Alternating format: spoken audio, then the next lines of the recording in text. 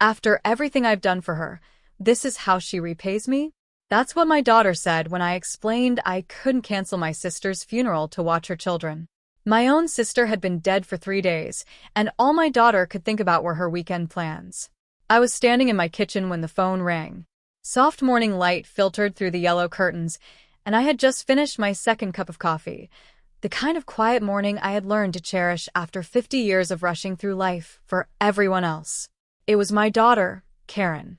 "Mom, I need you Saturday," she said. No hello. No small talk.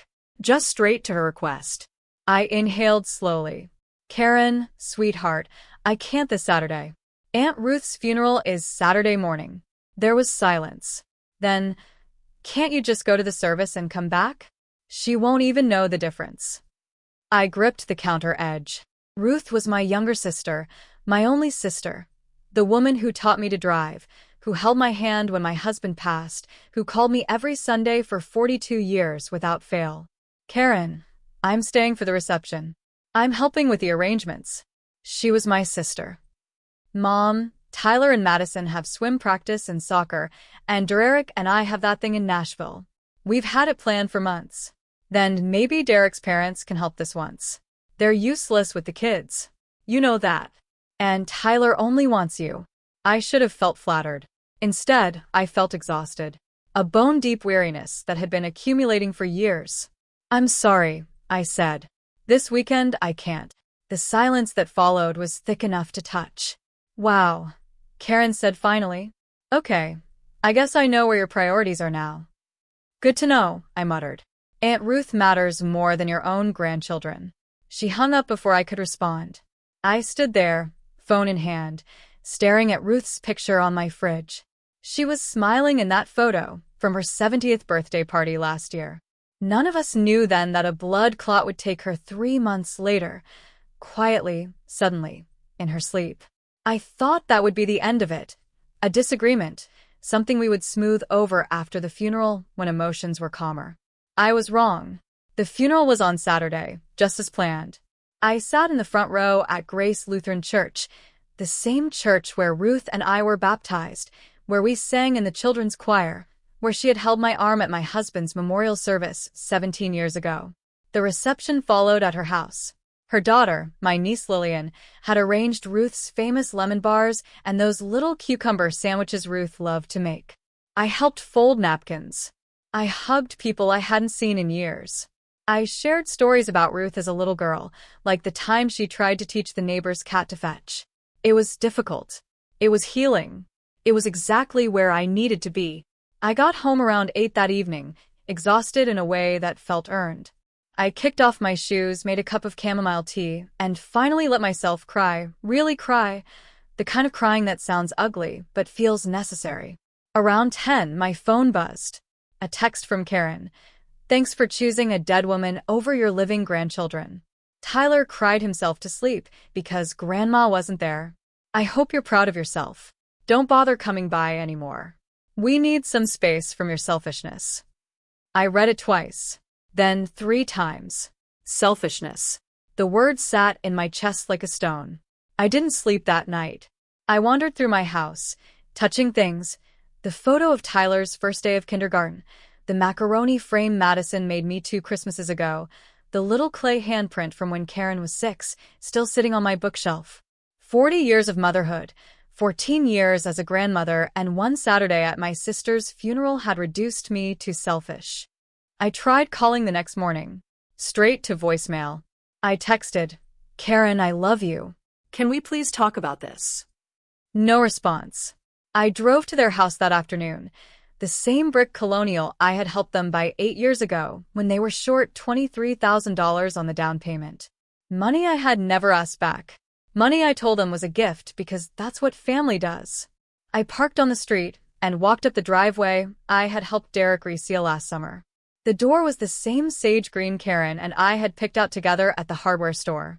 I knocked, rang the bell, knocked again. I could hear the television inside. The kids were home from school by now. I knew the routine. I had been picking them up every Wednesday for 6 years. No one answered. I tried my key, the one Karen gave me when they moved in, just in case of emergencies, she said. Your family should always be able to get in. It didn't work. The lock had been changed. I stood on that porch for what felt like an hour, though it was probably only 5 minutes. Then I walked back to my car, sat in the driver's seat, and laughed. Not because anything was funny, but because the alternative was screaming. My phone buzzed. A text from Derek. Helen, I think it's best if you give Karen some space right now. She's really hurt. Maybe in a few weeks things will calm down.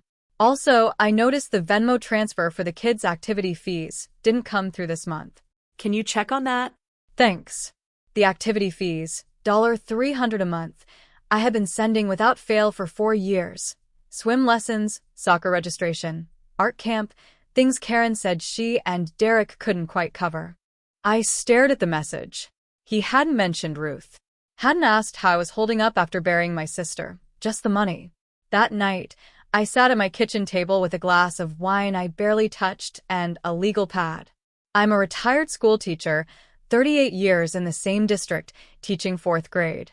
Old habits die hard. When I need to think, I write lists. At the top of the page, I wrote what I've given. The list took 3 pages. $23,000 for the house down payment, $18,000 over the years for the kids' activities, car repairs twice when Derek's truck broke down and they couldn't afford the fix, the time I paid their heating bill for 3 months when he was between jobs, groceries, countless groceries, because Karen said the cost of feeding 2 growing kids was overwhelming, birthday presents, Christmas presents, the $4,000 I gave them last year so they could go to Cancun for their anniversary, because they really needed a break. I'd never asked for any of it back. Never expected anything except what I thought I already had. Their love, their respect, a place in their lives. But here's what I realized. Sitting there at midnight with my list and my wine, I wasn't family. I was a service. A convenient, reliable, never complaining service. And the moment the service declined a request, the service was canceled. I didn't call Karen the next day or the day after that. For the first time in 14 years, I didn't reach out first. A week passed, then 2. No calls, no texts, no photos of the kids like she used to send every few days. On day 16, I received an email from Tyler's school. I was still listed as the emergency contact. There was a permission slip that needed signing for a field trip. I forwarded it to Karen with a short note. This came to me by mistake. Wanted to make sure you saw it. Her response. I'll update the contact list. Thanks. That was it. 4 words.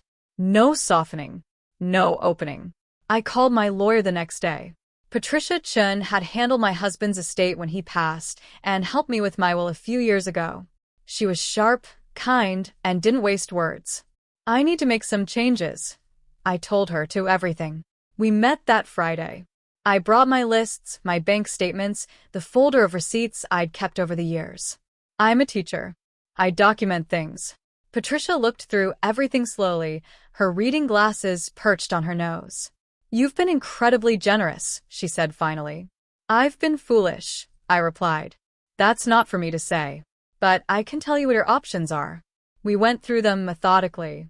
The power of attorney I'd given Karen 3 years ago, when I had my hip replaced, just in case something happened during surgery, revoked the recurring monthly transfers to her account for the kids' expenses. Cancelled. The will that left everything to Karen and her family? Changed. Who would you like as the new beneficiary? Patricia asked. I thought about it. My niece Lillian had been calling every few days since Ruth's funeral, just to check on me. She'd driven 2 hours last week just to bring me dinner and sit with me while I sorted through some of Ruth's things. My niece, I said. Lillian Carter. She lives in Camden. Patricia nodded and made a note. What about the grandchildren? She asked gently. Would you like to set aside something for them? I paused. Tyler and Madison hadn't done anything wrong. They were children. They didn't choose this. A small education fund, I said finally. Accessible when they turned 25. Not a penny to Karen or Derek, just the kids later. If they want to know me, then they can find me. Patricia wrote it all down. By the time I left her office, I felt lighter than I had in weeks. Not happy, just clearer. That night, I got a call from Derek. Not Karen. Derek. Hey, Helen. Just checking in, he said, his voice artificially warm. Karen mentioned you've been taking some time for yourself. Totally understand. But I noticed the Venmo transfers stop completely now, and the kids' soccer registration is due next week. Is there a problem with your bank? No problem, I said. I've decided to stop the payments. Silence. Then, I'm sorry, what? The monthly transfers? I've ended them, all of them. But the kids have activities. Madison's recital is coming up. The costume alone is $200. Then, I suppose you'll need to budget for it. Helen, his voice hardened. This isn't like you. Are you feeling okay? Has something happened? Karen's been worried you might be. I don't know. Going through something. Going through something like grief wasn't something, like losing my sister and then being locked out of my daughter's life wasn't something. I'm fine, I said. In fact, I'm better than I've been in years. Give my love to the kids. I hung up. My hands were shaking, but not from fear, from something else. Something that felt like reclaiming myself. 3 days later, a letter arrived. Karen's handwriting on the envelope. I almost threw it away unopened. But curiosity won. Mom, she wrote. I don't know what's gotten into you, but this is getting out of hand. Derek told me you've cut off the kids' support. How could you do that to your own grandchildren? Whatever issues you have with me, they didn't do anything wrong. Tyler asks about you constantly. He doesn't understand why Grandma disappeared. I've had to make up excuses. If you're trying to punish me, fine, but don't punish them. That's cruel. Frankly, I'm starting to wonder if there's something medically wrong. Maybe you should see someone. We can talk when you're ready to be reasonable. Until then, I think it's best if we maintain some distance. Karen. I read the letter sitting in Ruth's old rocking chair, the one Lillian had brought over, because she knew how much it meant to me. Not a single mention of the funeral. Not one word of apology for shutting me out. Not even a hint of recognition for all I'd given over the years. Just demands disguised as concern. I folded the letter neatly, placed it in the envelope, and filed it in my desk drawer. Evidence, not of anything legal, just of who my daughter had become, or maybe who she'd always been, and I'd been too busy giving to notice. The weeks that followed were strange. Not bad strange, just different. For the first time in over a decade, my schedule was my own. No Wednesday pickups. No Saturday sleepovers when Karen and Derek wanted a date night. No last-minute calls asking if I could watch the kids because someone got sick. I started going to the library again, reading books I'd been meaning to read for years. I joined a grief support group at the church, something I probably should have done after Robert died 17 years ago. I met a woman there named Barbara. She was 76, had lost her husband 2 years prior, and had a similar story with her own daughter. I gave and gave and gave, she told me one afternoon over coffee. And when I finally said I couldn't drive her kids to school anymore because of my cataracts, she told me I was abandoning the family. What did you do? I asked. I cried for about a month. Then I adopted a dog and started living my life. She came around eventually, but things are different now. Better, actually. I have boundaries. She has expectations. We meet somewhere in the middle. Do you regret it? Setting the boundaries. Barbara smiled. I regret not doing it 20 years sooner. My phone rang one evening while I was making dinner. The screen showed an unfamiliar number, but something made me answer. Grandma, a small voice hushed and urgent. Tyler, sweetheart, is that you? Yeah. I'm using Mom's old phone from the drawer. She doesn't know. Grandma, why don't you come see us anymore? Did we do something wrong?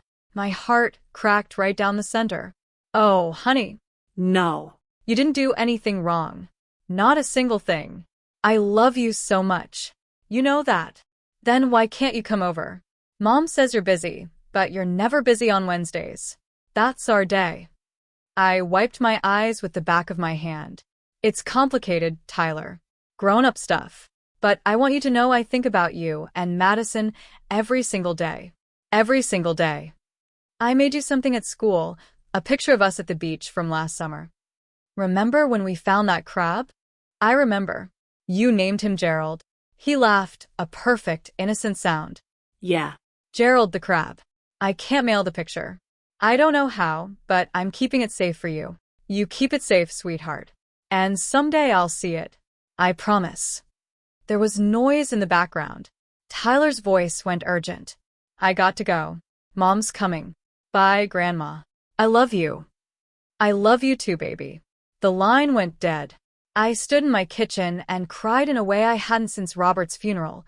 Not for myself, for Tyler, for Madison, for the children caught in the middle of something they didn't create and couldn't understand. I thought about calling Karen, about begging, about offering to resume the payments, the pickups, the everything just to have access to those kids again. Then I remembered Ruth, how she'd held my hand at Robert's funeral and said, Helen, you can't set yourself on fire to keep other people warm. Not even the people you love most, especially not them. I didn't call Karen. Instead, I called Lillian. Aunt Helen, she said warmly, I was just thinking about you. How are you holding up? I've been better, I admitted. I've been worse. Can I come visit this weekend? I just need to get out of this house for a bit. Of course. The guest room's always ready for you. Bring that book you've been reading. We'll sit on the porch and pretend the world makes sense. I packed a small bag that Friday and drove the 3 hours to Camden. Lillian's house was small, a little cottage near the water that she and her husband, Frank, had fixed up over the years. There were wind chimes on the porch and a garden that had clearly been loved by hands that knew what they were doing. She hugged me at the door long and tight, the kind of hug that doesn't ask questions. Welcome home, she said. I stayed a week then, too. Lillian never once asked when I was leaving. She just said, an extra place at dinner, and added more tea to the pot. We talked about Ruth, about our childhoods, about the time we all got caught sneaking into the neighbor's pool, and Ruth convinced the owner it was her idea so Lillian and I wouldn't get in trouble. She was always protecting everyone, Lillian said one evening. Too much, maybe, I replied. I think I learned that from her. Protect everyone else. Don't worry about yourself. Lillian reached over and squeezed my hand. It's not too late to learn a new way. Near the end of the second week, I received a text from Karen, the first direct communication in almost 2 months. Mom, the kids' school says you're no longer listed as emergency contact, and your financial support documentation has been removed from their files. What is going on? I don't know what you're trying to prove, but it's affecting the children now. This needs to stop. I showed the message to Lillian. What do you want to do? She asked. I don't know. Part of me wants to explain everything. Part of me thinks she'll never understand. What would Ruth say? I smiled sadly. She'd say, Helen, you can love someone and still walk away from them. Those two things aren't opposites. They're both acts of love. I didn't respond to Karen that night or the next day. I let the silence speak for itself. On my last morning in Camden, Lillian handed me a small box. What's this? I asked. A key to this house. In case you ever need somewhere to go, or just somewhere to be, she said. I opened it. A brass key on a blue ribbon. Lillian, I can't. You can. And you will. Family isn't just blood, Aunt Helen. It's who shows up. You showed up for my mom her whole life. Let me show up for you now. I drove home that afternoon with a key around my neck, tucked beneath my blouse, close to my heart. 3 days later, there was a knock at my door. I opened it to find Madison standing on my porch, her backpack hanging off one shoulder, her eyes red from crying. Grandma, she whispered. Madison, honey, what are you doing here? How did you get here? I took the bus, the one that goes by the library. I still remembered which stop. She looked at her shoes. Mom doesn't know I'm here. She thinks I'm at Sophie's house. I should have called Karen immediately. I should have driven Madison back home and sorted it all out properly. Instead, I opened my door wider. Come inside, sweetheart. I'll make you some hot chocolate. She sat at my kitchen table, the same spot she'd sat 100 times before, and told me everything.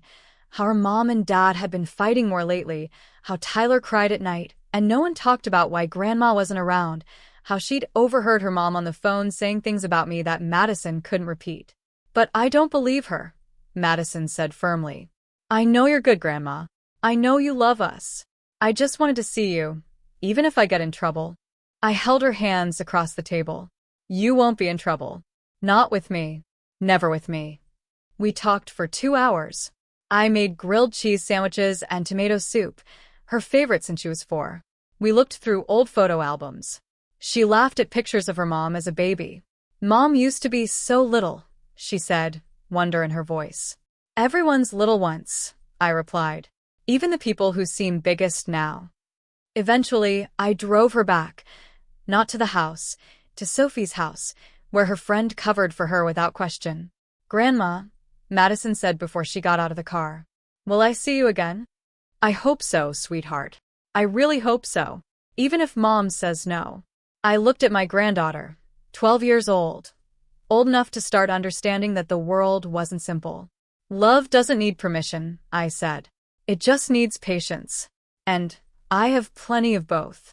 She hugged me tight, then disappeared into Sophie's house without looking back. That night, I sat on my porch with Ruth's rocking chair and watched the stars come out. The air smelled like jasmine from the garden I'd neglected for weeks. I thought about calling Karen, about telling her Madison had come, about opening the door to conversation, but I didn't. Some doors have to be opened from the other side. The official letter came the following week from Patricia's office. Everything finalized. The power of attorney revoked. The will updated. The automatic transfers permanently ended. On paper, I was no longer financially connected to Karen's family in any way. It should have felt like a loss. Instead, it felt like the first page of something new. A month later, another knock at my door. This time, it was Karen. She stood on my porch, looking older than I remembered, tired. Her eyes had dark circles, and she wore no makeup, which was unlike her. "Can I come in?" she asked. I stepped aside without a word. She sat on my couch, the same couch where I'd held her through nightmares when she was 7. She didn't look around the room. She stared at her hands. "I didn't come to apologize," she said finally. "Not exactly," I said. "I came because Madison told me what happened. That she came here." I nodded but said nothing. I was angry at first. Then I was scared. Then I was just, I don't know, tired. "I'm so tired, Mom." "Of what?" "Of everything. Of keeping up appearances. Of pretending Derek and I aren't struggling. Of acting like I have it all together when I really, really don't." I sat down across from her. "I never asked you to have it together, Karen. I just asked you not to treat me like an AD." She flinched. "Is that what you think I did? $127 transfers in 12 years. $43,000, not counting the down payment on your house. And the first time I said I couldn't help because I was burying my sister, you changed the locks." Silence. "I didn't think about it that way," she said quietly. "I know. That's the problem."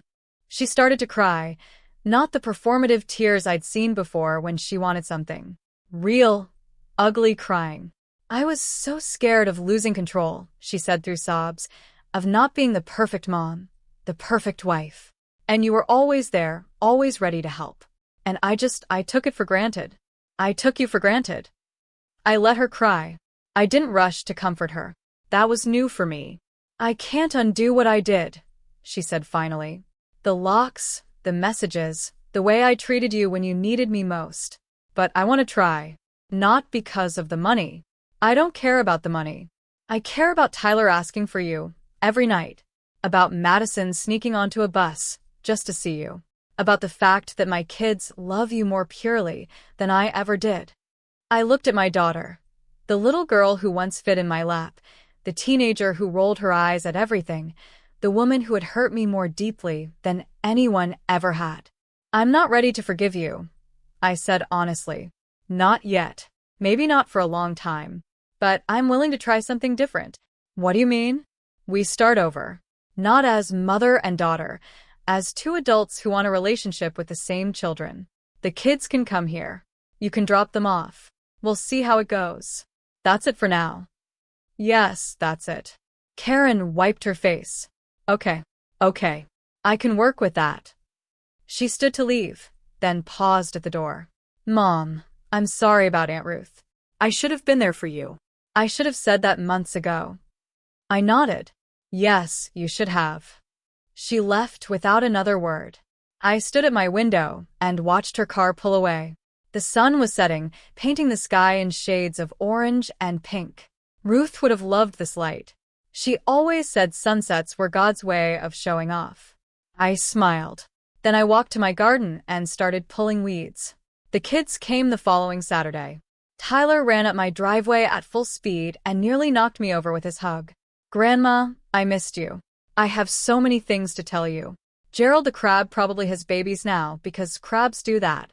And also, I learned to swim without floaties. And Madison says, you make the best cookies, but I think brownies are better. So, can we make brownies? Madison walked up more slowly, her smile shy but real. Hi, Grandma.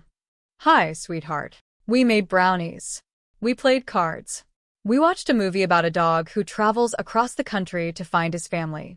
Tyler fell asleep with his head in my lap, exactly the way Karen used to when she was small.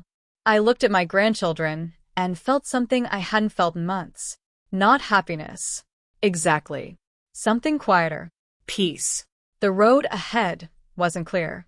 Karen and I had years of patterns to untangle, trust to rebuild, boundaries to negotiate. It wouldn't be easy. It might not even be possible. But sitting there with Tyler's small snores filling the room and Madison's head on my shoulder, I understood something Ruth had tried to tell me before she died. Love isn't about giving until you're empty. It's about knowing what you're worth and trusting that the right people will meet you there. I'd spent decades pouring myself out for others. Now I was learning to keep something for myself, not out of selfishness, out of survival. And if that made me a different kind of grandmother, a different kind of mother, then so be it. I was still here, still standing, still me. That was enough. That was finally, beautifully enough.